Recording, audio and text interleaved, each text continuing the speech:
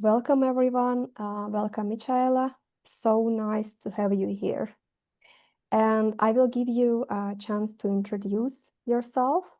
And then I will also talk about why we came together today. Would you like to start by explaining who you are? Yeah, sure. I mean, first of all, Lydia, thank you very much for this invitation and the possibility to be here with you. Super cool.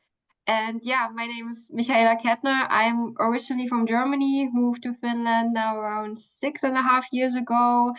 And I can say I never had any problems to find a job here when I moved. So I moved, I immediately got an employment. I had a very good job from 2019 onwards. That was at Fortum, so Finland's biggest energy producing company. And during the last years, I did a little bit of job hopping, moved between different roles. Also during the pandemic, educated myself a lot in communication and psychology, then really figured out for myself leadership is what I want to do. So I wanted to become a manager. I then finally got that manager position in Fortum from January 2024 onwards. And that was a role that I really liked. So I had a small team of 5, 6 subordinates, and it was just very fulfilling working with them and seeing them growing. And yeah, it was also a very responsible job, so very busy times during the last year. And also from that angle, I was hiring people to my team myself. So then I also, as a side business, build up a little career coaching as well, where I shared with people exactly those experiences that I had from a hiring manager's perspective. And yeah, then basically 2 months ago, something started to change. And I guess this is then why Lydia invited me to be here and to have that honest conversation about, let's say, maybe taboo topic. Mm-hmm. It is a taboo topic. I'll explain what happened. Mm-hmm. 2 months ago, I saw a post of you saying that you got laid off, and I was really surprised by that, by seeing this message. Not only that, but I also talked to two people right after who came to me and said one was a job seeker, and as a person said that even if she is struggling, how will I ever manage to get a job in Finland? And another person was also is employed currently and was employed, and she was also brought it up that what is happening with the Finnish job market when even the brightest of us can face this thing. So maybe looking back, could you share with us what exactly happened and why did you decide to share that? And where did you find the bravery to do that?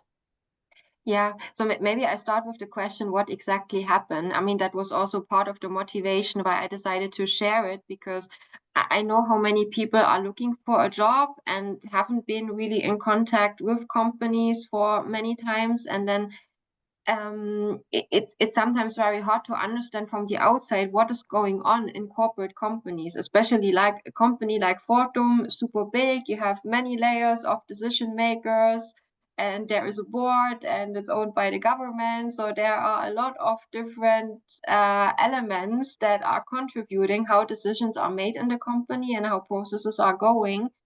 And what happened was, I mean, as I said, I was employed as a manager, so I really got. I think that's also important to say here. I got a permanent contract when I started that position in January 2024. So there were no signs at all of, hey, in the near future we have to reduce resources or anything like that. So I'm sorry.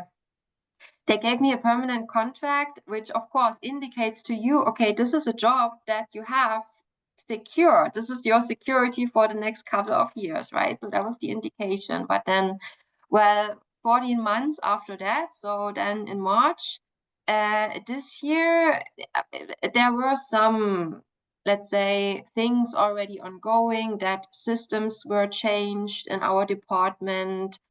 Um, some contracts with certain service providers were changed. It was all about renew. And then out of a sudden, it was on a Friday. that my manager, so in our department, we have been 5 teams led by 5 first-level managers, and our supervisor called us 5 managers together in a meeting and said, hey, now we have the situation that we will need to restructure also in terms of staff. So we need to cut some resources. That was the first message, and I also remembered in this moment, I directly panicked because I was first afraid I have to fire my people. I just had employed a person, he's from Africa, and he told me on his first working day that his wife is expecting a baby. I have a woman on my team from Indonesia who would also be affected by the 3 months rule that we have now from the government. And I was just like, oh my God, like those people will be affected. I was instantly panicking. And then, well, still on the same day, luckily, it was clarified from our supervisor that the idea or his idea was to reduce staff, that he has decided to keep the normal employees, but to merge those 5 teams that we had to 3. So, I mean, it was clear to us that he for sure got some pressure to reduce costs, to reduce the staff. And he came up with that decision. I guess it was purely his own idea to merge the teams, to keep the people for the moment. Of course, nobody knows what will happen in the future, but for the moment, keep the normal people, but then to get rid of 2 managers because then only 3 team leaders are needed instead of 5. And first, when I heard that, I was first relieved, like, okay, the people that they can stay where I thought it would be the most critical, and then also kind of, okay, I can handle it even if it would affect me. And then it still took 2-3 more weeks that my manager was then saying, okay, then he makes the decision who he will kick off. So who of the 2 team leads he will let go. And then I got that decision, I think it was end of March, beginning of April, that, okay, one of those 2 managers will be me. It was also a little bit of a critical decision because the 2 managers now who have been kicked off, it's another Finnish lady and me, and we have always been the persons who were, let's say, a little bit the most critical voices in the department. So it was maybe also a bit a weird sign of, okay, now he has found a possibility to kick out people who were not so comfortable to work with. But then, well, yeah, and that was basically what happened. So I think that's just important to understand that there was a whole renew process around that. There were also other positions that were created in other parts of our functions that we belong to, but then also those positions that were created were filled with some people who had been kicked out in similar ways. Even those positions were published on LinkedIn where external candidates could apply, but it wasn't also clear they will fill them with internal candidates. And then it was also the question, okay, do I want to apply for such a position? And if I want to apply, I would have been a priority candidate, but it was just not suitable for me to apply to those positions because it didn't fit my background. So then there was still a long process ongoing because in a company like Fortum, you have to get the approval from all those unions, from employee representatives. That was the process that continued until the end of May. So it wasn't really at the end of May that we had it crystal clear. Okay, now as we have planned it, this is the way forward. Now I will officially be kicked out. It wasn't also when I got my notice of dismissal. But of course, I mean, it was, for me, it was already clear at the beginning of April, like that is how it will happen. I mean, there were no doubts about that. So, and therefore I decided to go out with that message just to have to raise the awareness of, yes, this is now for sure. It is happening to many people in Finland because all those companies for sure have this pressure in saving costs and cutting people. But in such a situation that you are losing your job, it's part of life. So yes, it happens and it doesn't feel great. And of course it comes with something that you were not expecting. I think it's the same like when you're going through a breakup in a relationship, right? It's just that it doesn't feel cool. It's a feeling of rejection. You feel like a failure, but it's just you are not a failure. I mean, it's just part of life. So and that's also why I decided that I want to share that, because I've heard it from many people that they had been laid off. I heard cases from people or from friends where they said that they had heard people didn't even want to share it with their partners. They tried to hide it, that they had been laid off because it felt so shaming, so embarrassing to them. So I thought, hey, um, it needs to be said. Like this is part of life, and that can happen. And so that was the pure intention why I shared it on social media. Also, not to create a shitstorm against Fortum of my company, but more that just to raise the awareness and to say, hey, you're not alone. And then, well, yeah, there are certainly ways how to handle that. And I just take you with me on my journey. Even I was overwhelmed by a lot of thoughts in that moment, but then, yeah, just to see how it's going within the next couple of months. Thank you for explaining that so well. I only have two more questions and then everyone else will have a chance to ask. When I think about something like that happening to a person, and I'm dedicating a lot of time to mental health while working with people, how do you even manage like all the anxiety that is coming with this type of a setup? How did you recover, and how did you find energy to like refocus and think about your future? Mm. I mean, I must say, it was definitely a roller coaster, and it was a long process, and I think, I mean, there were a lot of different aspects playing into that. Maybe I focus on three if I keep my thoughts now together. I mean, one important aspect was that the role that I had, it was a very busy job. I had a lot of responsibility, and at the same time, let's say since half a year, there was already a lot of friction with my own supervisor. So it was already kind of okay, we were personality-wise, we were not the best fit. I was stressing a lot about that as well. So it was an also kind of it was or some parts of me felt a relief as well when he told me I will not be chosen for leading one of those three teams. I felt a bit that relief of okay, this is the sign now. Like we were obviously not a good match. I don't have to stress about you. I mean, I'm talking about my boss anymore in the future. So okay, thank you. I can move on. With that, that was one thing. So like maybe more like a positive side. Then another aspect was that I would say I'm a very enthusiastic person, also very impatient by nature, I would say. So I had immediately when those news came up, I had plenty of ideas. What else I could do? Like what other positions, like even in Fortum itself, what other departments I could contact. I mean, I have a lot of people that where I knew they value my work. I thought, okay, I could reach out to this and this and this person. Maybe there's a possibility to get into another department, doing another job, working with other people.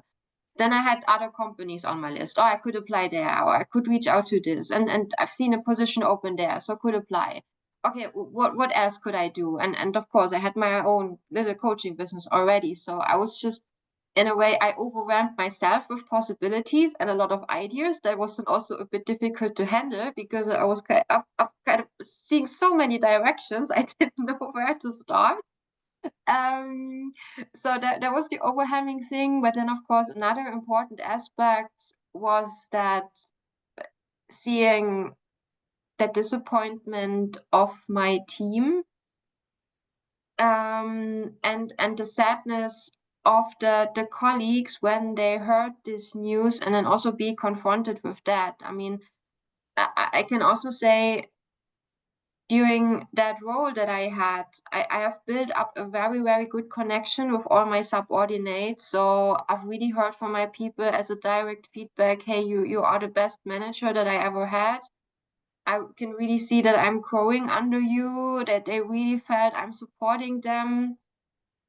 I always got the feedback they have a lot of autonomy. They can really thrive. It was also clear from the team's performance. The stakeholders were extremely happy with the work that my team was doing. So I was getting that good feedback as well. So let's say being everyone so positive about my own performance, then of course, first of all, it was a weird sign to all the people in the company that then it was affecting me with that layoff, that I'm kicked out.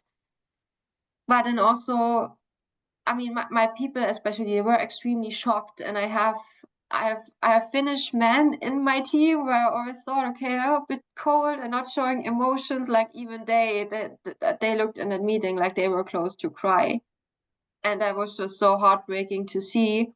And then also the other, like lots of messages I received from other colleagues, when I really when the news spread in the company, it just came like I just once got such a big wave of messages that people were just reaching out to me the whole day, like, hey, I've heard that, and I'm so shocked, and I'm so sorry, and this is so crazy, and I don't understand it, and can I do something for you? And you've done such a great work. I was working remotely on that day. I was just sitting in front of my laptop. I was just crying reading all that. I think I was not crying about the fact I will be laid off, but just I was so overwhelmed by those positive messages and like that sudden support that I was receiving there. Just people saying, "Hey, you have been doing such a great job. Can I do something for you?"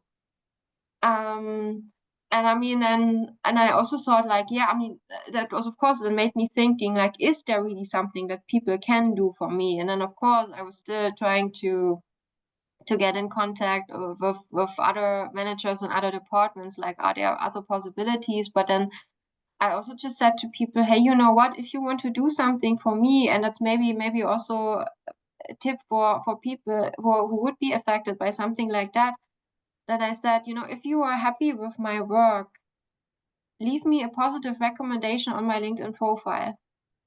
So if you want to support me with something, then do that. It will be visible for people. It will help me if I apply for further jobs, or just if you don't want to do it, just maybe be there as a reference contact. Yeah, but those were the, let's say, maybe the three main things that were keeping my mind busy. So just relief in a way, getting rid of my boss who was stressing me and had, for sure also had an impact on my own mental health during the last months, but then also that overwhelmed by possibilities and all kinds of ideas, and then of course the sadness of letting my team go and seeing how disappointed they were about that. Do you know what you are now, what you are planning to do next, if you would like to share that with us? Yes, so that was now also the process during the last month where I really figured out, okay, what do I want to do? And I could also share a little bit about that. So I've written applications to open positions. That was also now maybe one of the first times that I really had that same experience that many people are sharing of. You're putting a lot of effort in an application, you're even reaching out to a hiring manager, they are in contact with you, and then you apply and then you hear nothing back. And for me, I was like, okay, whoa.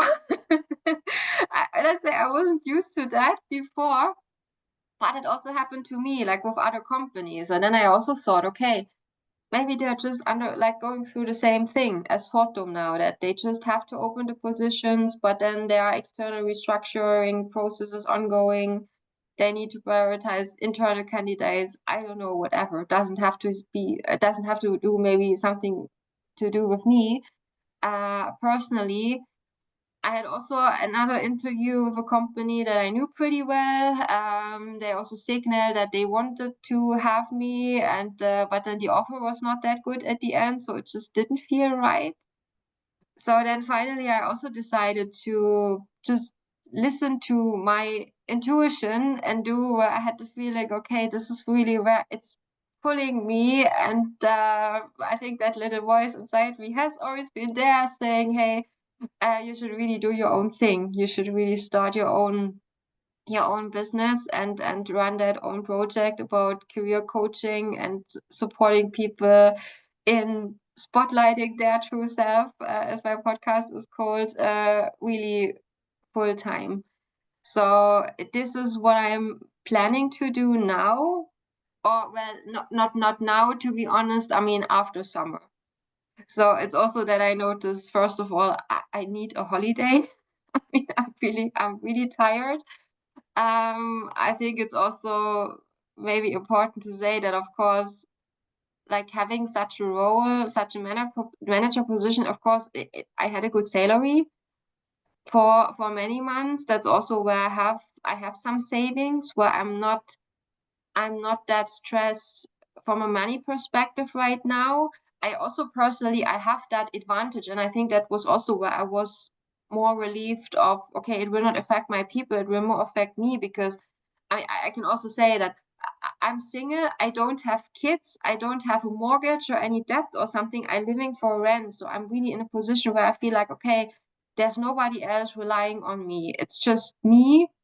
And even if I need to move to a different flat or even to a different country, or back to Germany, or to live with my parents for a while or whatever, I am not in such a bad situation. So that was also where I felt that keep me quite secure.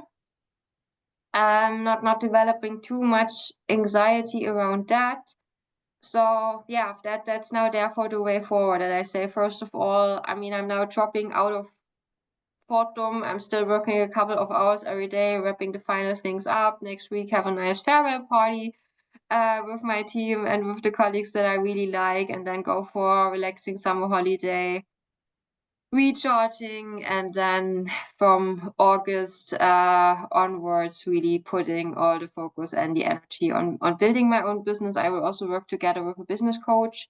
That was also an investment that I have done. So really getting the maximum support where I feel that would be the right person to really help me, as I also want to try to target the German market with the career coaching. But then my vision with that is really to support people to handle bad leadership at the workplace, because that was where I felt that was where I was suffering myself as well, like also with that stress that I had with my own boss.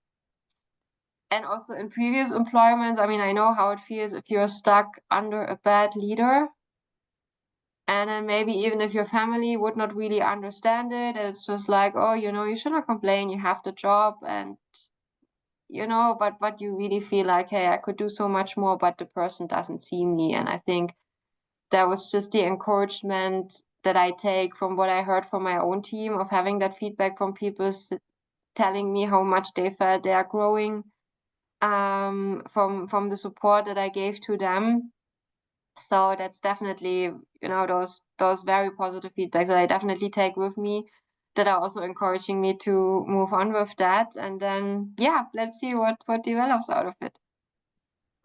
Wow. Thank you for your honesty. Also, just came to my mind that while working with people, so many will need this help from you. So many are in the Unfortunately, yes.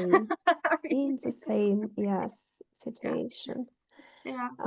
But on purpose, I only had 3 questions for you. If someone else wants to ask you something, guys, please go ahead. You can write in the chat or you can unmute yourself. I did have a question from Michaela. How do you pronounce your name? Yeah. Michaela.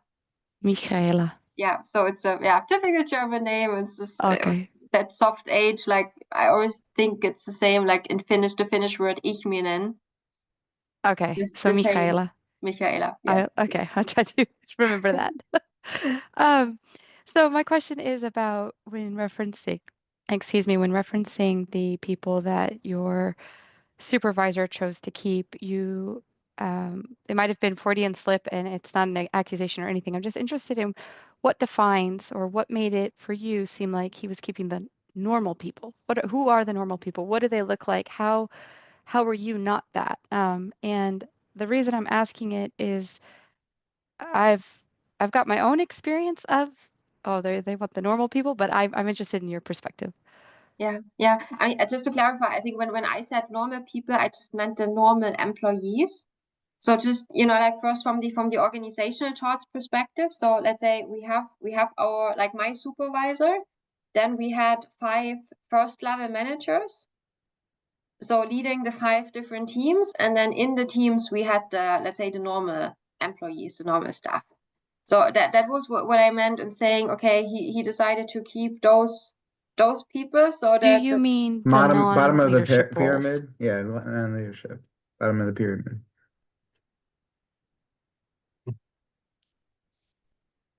Yeah, sorry. So what I meant, like those, let's say, the employees, they were kept, but then on that layer of the first level manager, so we were 5, and then he decided to kick 2 out. Yeah, I see it in the chat, like, yeah, the expert workers, yeah, or then the analysts and all of those, exactly. Okay. So those were kept. And then from the first level managers, he decided to kick 2 out, because out of 5, only 3 were then needed. But then it was a little bit, let's say, the decision that we were also challenging a bit, that I mean, what happened was that he kept the male managers, and like the 2 ones who are leaving, we are both female. I'm a foreigner, and the other female, I mean, she's Finnish, but she's over 50. So it doesn't look that good from a DEI perspective on paper, but it was also clear we were, the 2 of us, we were the ones who always opened the mouth, who always said what we don't like. We were not holding back. And there was it also clear that, yeah, he was not super comfortable with that. So I think it was just a way of, Yeah, usually when we shine in the workplace, it can be detrimental to another's ego when they have low self-esteem. And at least that's been my experience in several workplaces now in Finland. Exactly. And I mean, in my case, it was just that this person was my boss. and the person who made the decision. So yeah, everyone else typically was happy it is. with my attitude. But yeah, that's how it is. Yep. Thank you.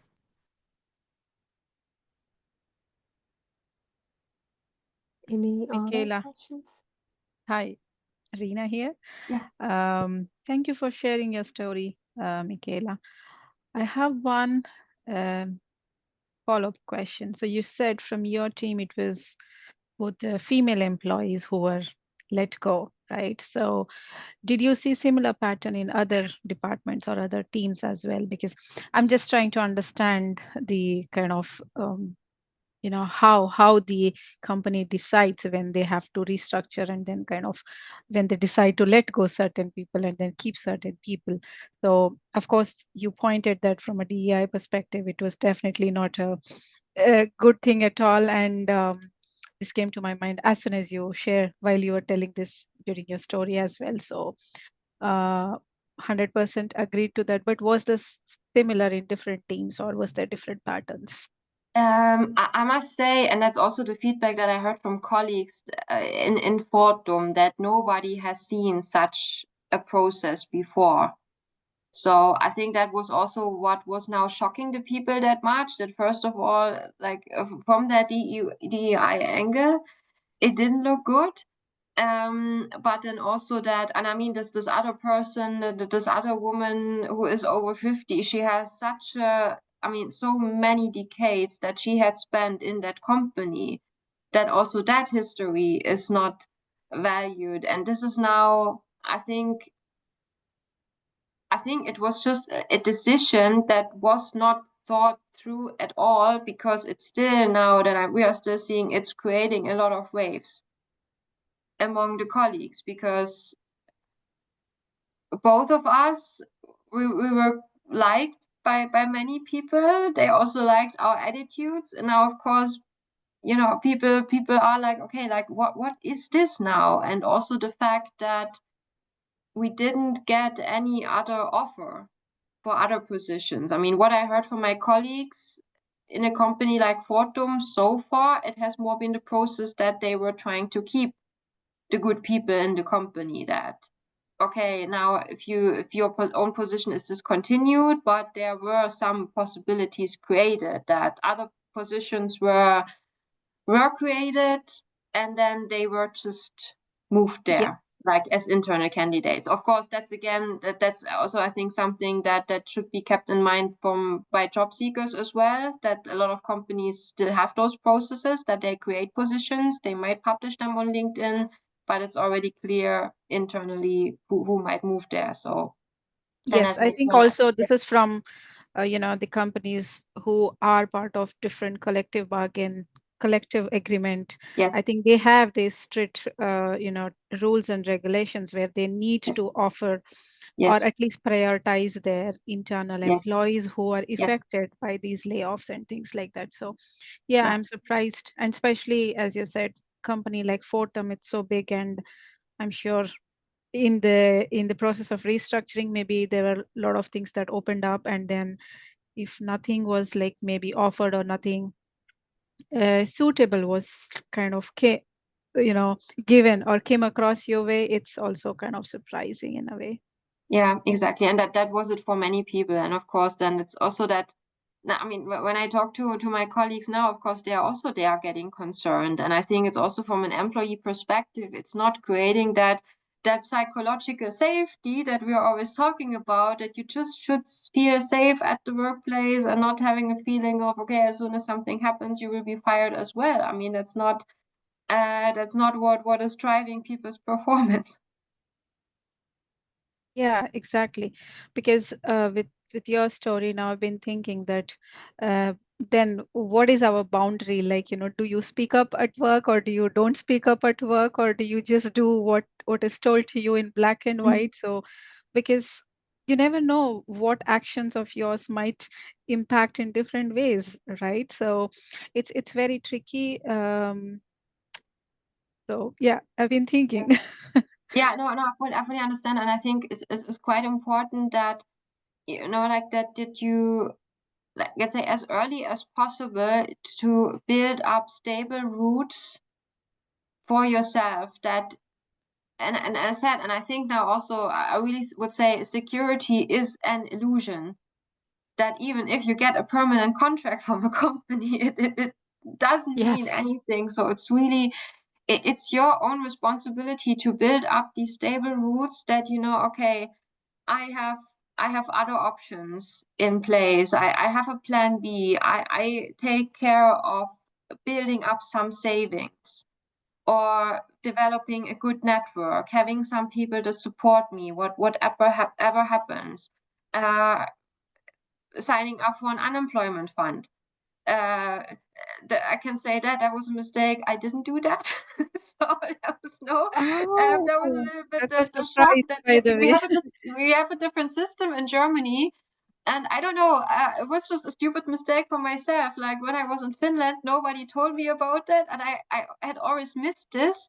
So that was, I realized, okay, I will not get that, but okay, that's how it is. I mean, I have to manage in some other ways, but then just, you know, like having those preventive measures in place still when you're in a good position, so that if something happens, even if you have the feeling something is not going well at work and this is against my values and I speak up against that, and if there are some consequences, I think, I mean, first of all, if there's something that doesn't resonate at all with your values and you speak up against and you're fired because of that, I think then, okay, it's a clear sign that that workplace and you were not matching at all, right? So, but then, of course, if you have the security that, okay, if something like this happens, you still have options, you still have savings, you still have people to reach out to, then of course it makes the whole situation a bit easier than if you're only relying on this job and this one income. Yeah, agreed. Hmm. And by the way, I'm surprised that And sorry to hear you did not join the unemployment fund. Actually, and it resonates because I think many internationals have no idea about this, Yeah. and they tend to miss out,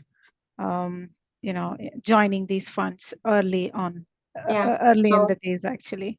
yeah, so I think to anyone who is now listening and who is employed, so please please join it if you're not in, because you have to pay the contributions for 12 months before you would be eligible to receive anything.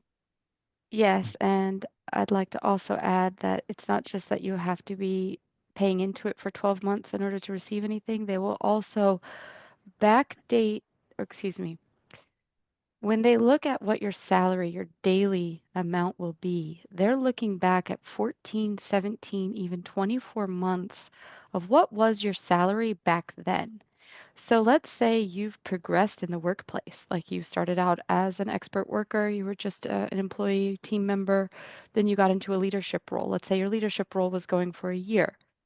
It doesn't matter because if that leadership role, let's say your leadership role pays you 7,000 euros a month, and but your expert role paid you 4,000 euros a month.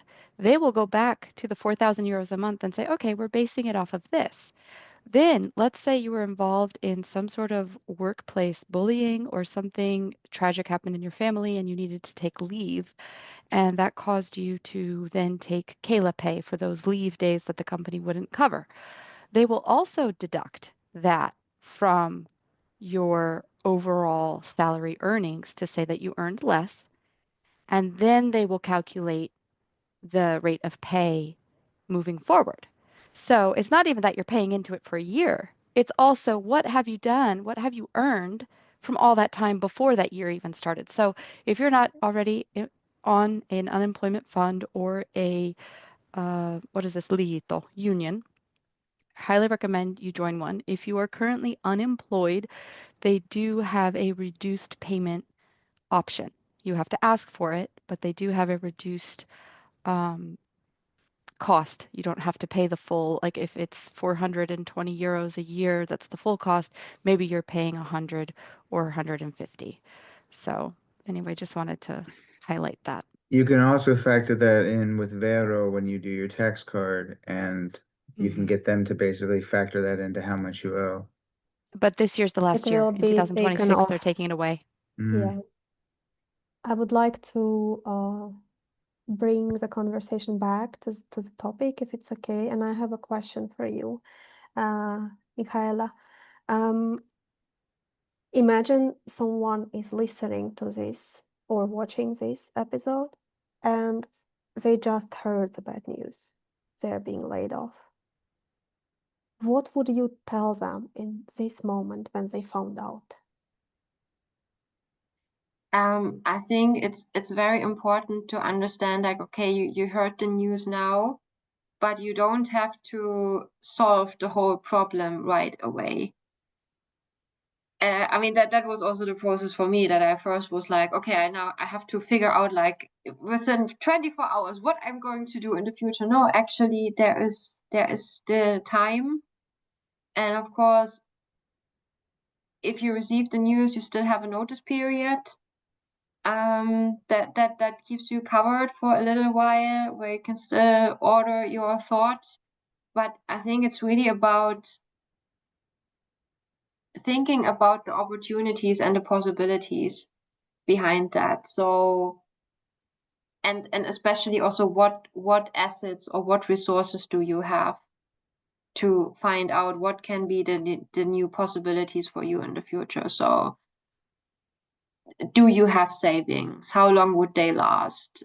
What networking contacts do you have? Who can help you? Maybe also who are just mentors or role models that you have in your network. Someone who is there where you actually would like to be yourself, and you can just ask, hey, how have you done it? Can you give me some hints? What could I do next? So I think talking always helps to get also that clarity where actually you would like to be. What do you want to do next? And then, yeah, also I think focusing on your own strength and the knowledge you already had built up. So also seeing that as an asset, and then just from a rational perspective, making a list. Okay, what are the things I need to do? Where do I have to register my unemployment? What do I have to pay attention to? Where can I reach out to if there's anything questionable from the company's perspective? If you're in a trade union, get that legal support, get that clarified. I mean, of course, Fortum, they have done their homework in clarifying everything with the unions and the employee representatives. But I also heard from smaller companies that people got laid off under very bad conditions. And then a legal support from the trade union jumped in and say, hey, this is not okay. And at least you have to pay an exit package for a couple of monthly salaries to compensate the people for what is happening there. So I think if you have a good lawyer that you can turn to, that's always very valuable. So yeah, just trying to keep calm, looking on what is in the area that you can really influence, what is not in your own control, and then just rationally approaching it. What are the different steps that you should take? And talk about it. I mean, don't keep it secret. Talk to friends, talk to people. It'd be fine. It'd be good to find a lawyer with a backbone. With Yeah. this, seriously, with this whole culture of avoidance of confrontation, I'm like, where are the lawyers who are going to stand up for this, who stand up for me? Even with a lead or with a union, I find that we'll see how it goes, and I'm like, oh man. I can say I have gotten very, very good support from my own trade union. I also heard it from others that they were really, really, really satisfied with the legal support.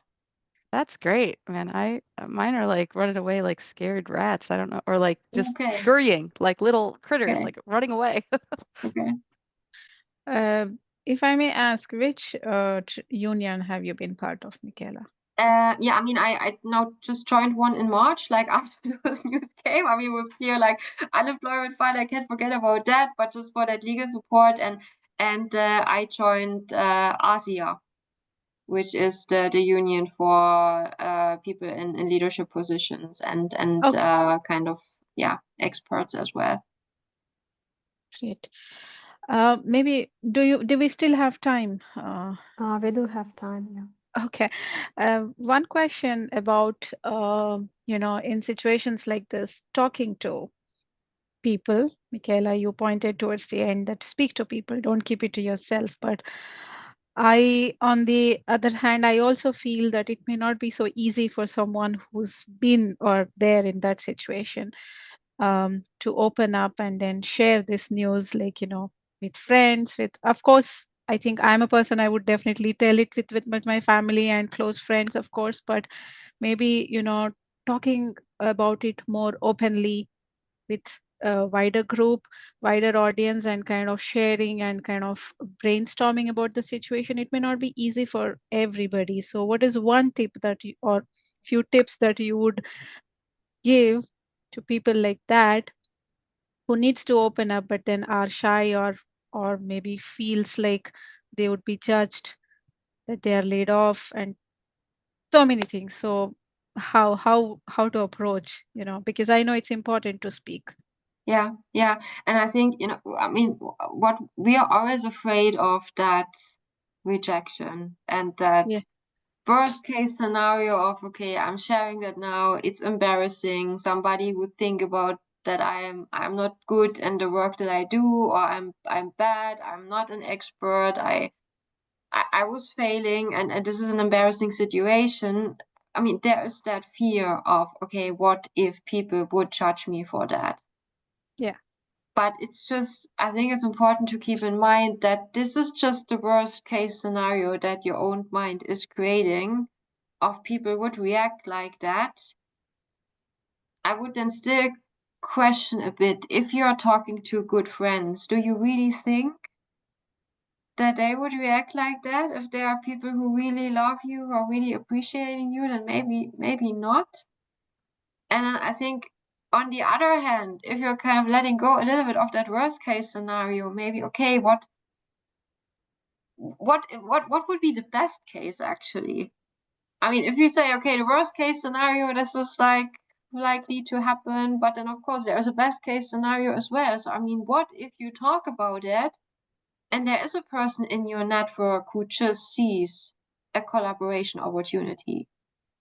And if you keep just silent about that, you're even open for work or open for other opportunities, then you would never talk. That opportunity would never realize.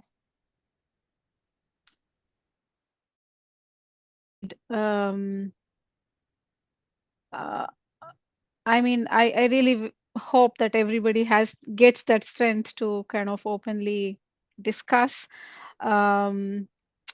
Just one example, like at least last year, I think around this time for 6 months, I was also kind of actively looking because there was some change in my previous organization and things like that. And I did, let my close network and people know. And then there were a lot of people who were kind of tagging me in some open opportunities that they were seeing, which they felt that they were a good fit for me.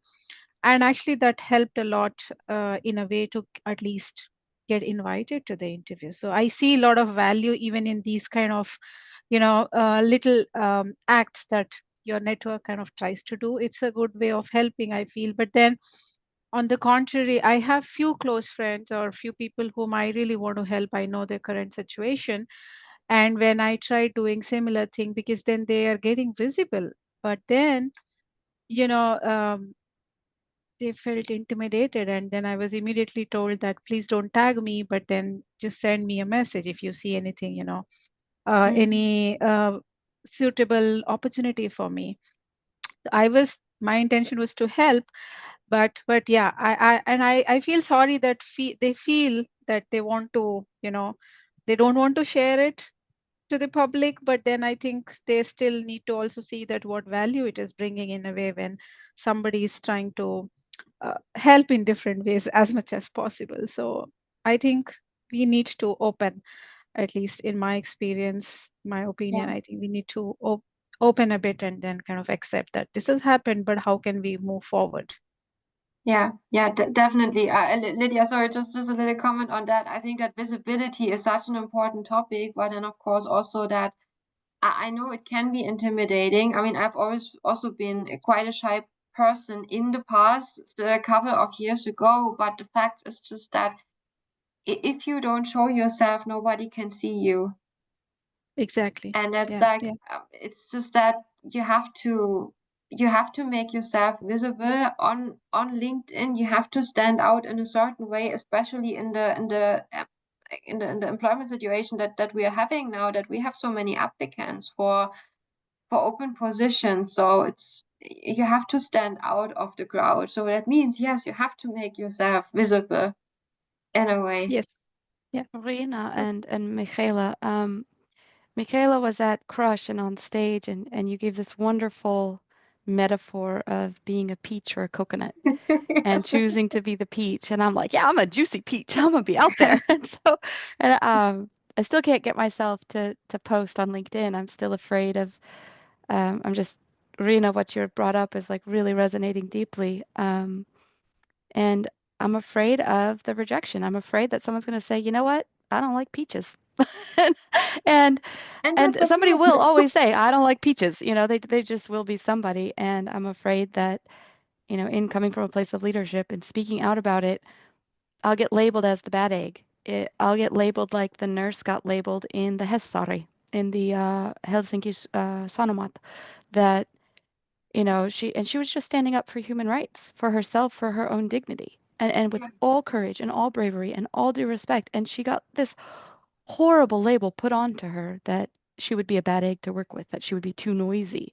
And whether that's a female, you know, place on us as women, or if that's something that's just within the Finnish society of, you know, the whole, we'll cut off your pa if anybody raises their head above the line, you know, their head gets cut off. So, but Rina, really, thank you for that question and bringing that perspective of just knowing what needs to be Yeah. done, but then getting across the barrier and having the fear. So, and thank you, Michaela, for encouraging us to speak up and be bold and brave with our stories and be a peach. Go ahead and be juicy anyway. So,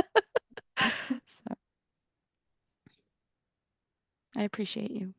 I Thank you. appreciate this, Lydia, too. Thank you. Is there still time for one small question? Yes, thanks. Hi, thank you, Michaela, for your story. I was just wondering, like the moment you kind of found out when you were laid off, did you immediately kind of, well, not exactly agree, or were there mechanisms to kind of fight it or something like that? Or if you do not agree with being laid off, is there like or is it just comes as kind of a bombshell and you just kind of have to accept it? Like I know there's a lead dog can be involved as well. But I was wondering what were the kind of possibilities to kind of make yourself a softer landing or in some ways. Yeah.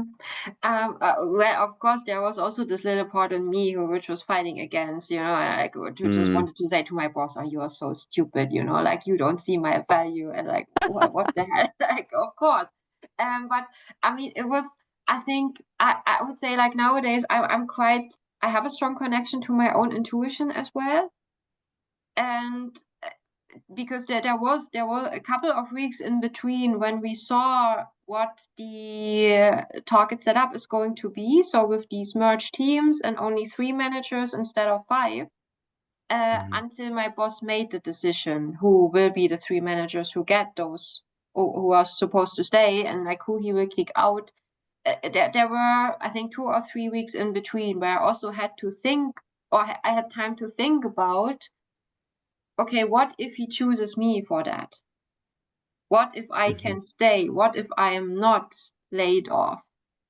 And then I also noticed it doesn't actually feel that good because I need to continue working with this boss. So I think in that sense, that brought me that soft landing, that when he then finally said to me, "I have not chosen you, so you will be laid off," then I was a bit like, "Oh, okay."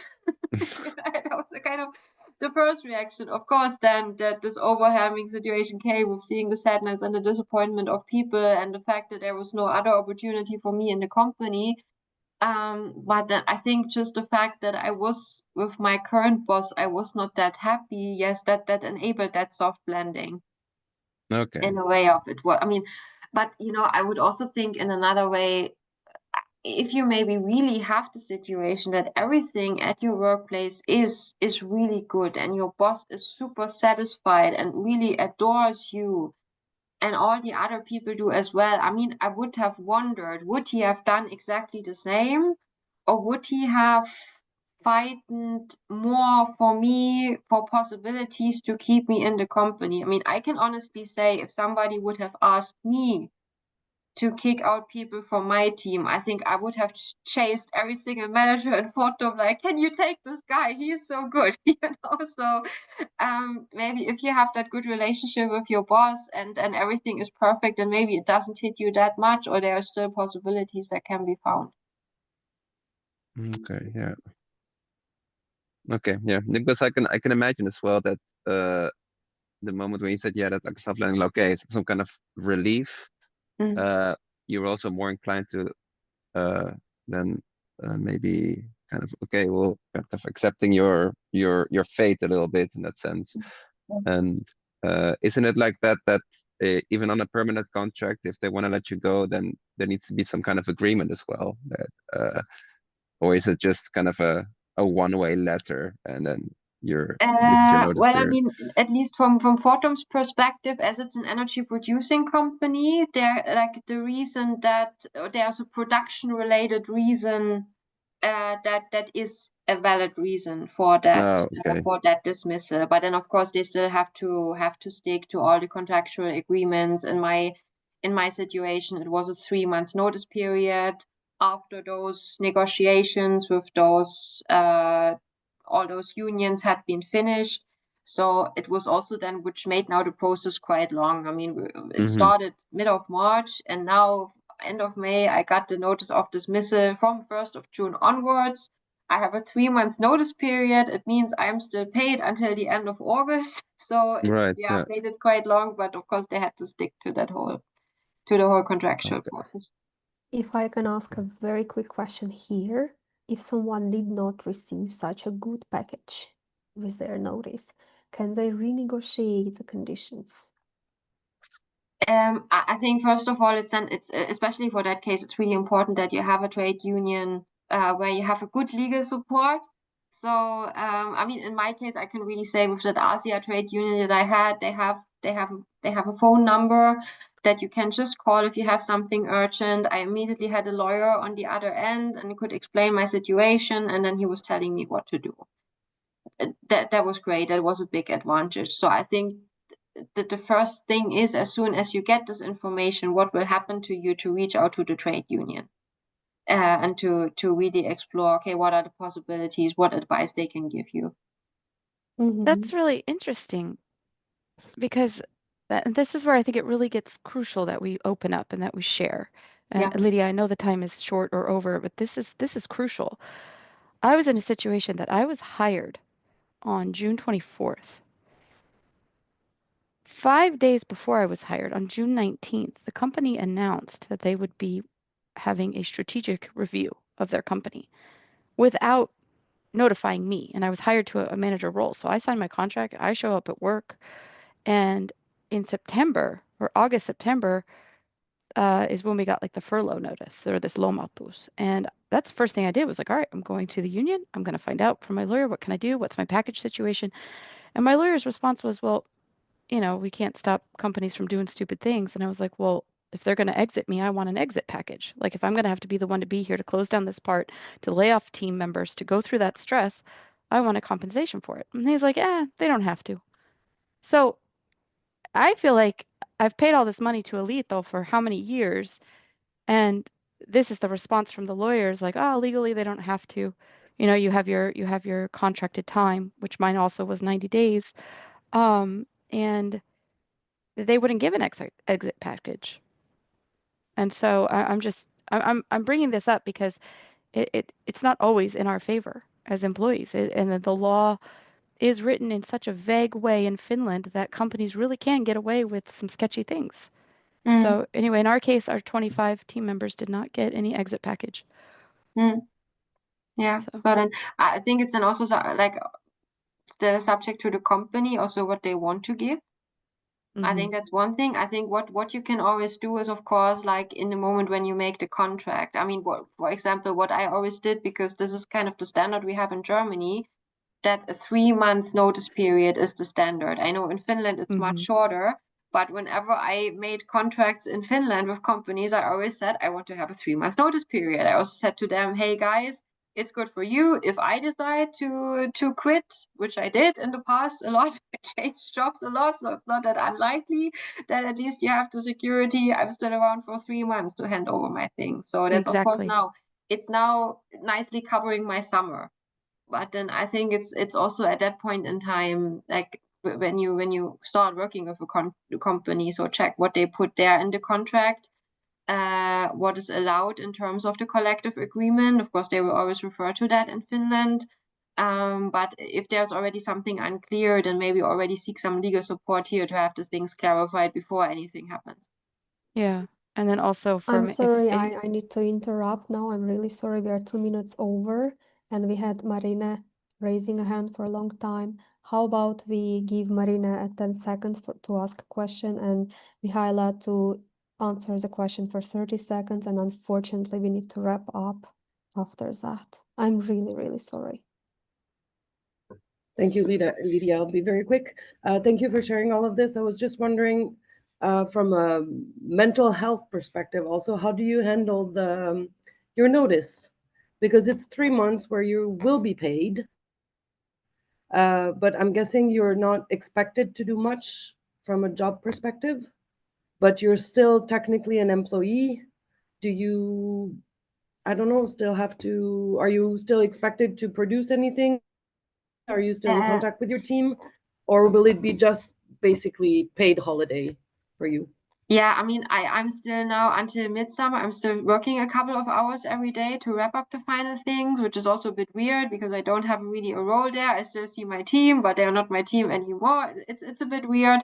But then luckily my boss has also agreed that, I mean, I'm taking first all the holidays that I have collected. And when those holidays are over, he said, okay, I don't have any working obligation anymore. So, I mean, we're still then talking about 3 weeks in August that would have not been covered by my holiday, but where he's just fine that I stay home. I don't have to return to work. But then, yeah, from the mental perspective, it's a bit of fading out. It feels a bit strange, but that's also why I'm now really looking forward to have that holiday to recharge and then start with some new opportunities. Thank you so much. Thank you for a short answer and a short question and a short answer. What is the best way to contact you if, Michaela, if someone wants to still talk to you about this topic? Yes. So, I mean, I'm very active on LinkedIn now, not just with this one post about getting fired, but with much other content there as well. So that's the best way to reach out to me. And then, of course, I also have my own podcast called Spotlight Your True Self. I also made one episode about my own situation now with that being laid off. And also there, I plan to share a little bit more about, yeah, I mean, there are a lot of information already there about job seeking and how to get visible and find that courage for this as well. And I also plan to share some additional information also maybe about the mental health topic and also what I personally do to keep myself on a good level.